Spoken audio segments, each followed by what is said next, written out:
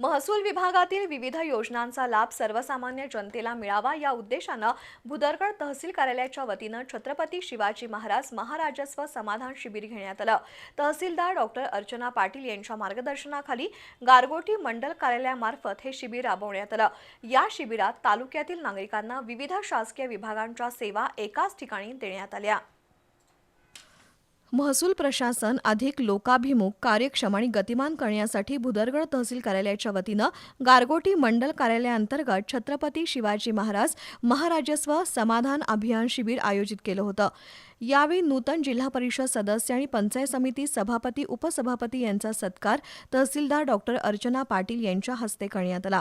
दरम्यान लाभार्थ्यांनी श्रावणबाळ, संजय गांधी निराधार, दिव्यांग योजनांसाठी UID आणि आधार लिंक करणं अनिवार्य असल्याचं तहसीलदार डॉक्टर अर्चना पाटील यांनी सांगितलं।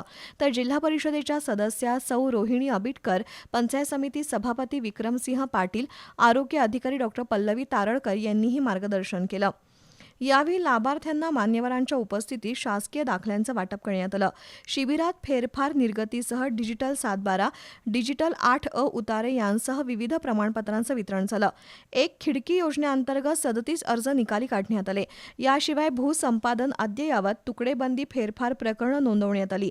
शिबिरात महिला आणि बालविकास, परिवहन, आरोग्य, कृषी पुरवठा विभाग, भूमी अभिलेख, पशुसंवर्धन या विभागांकडून सेवांचा लाभ तालुक्यातील नागरिकांना देण्यात आला।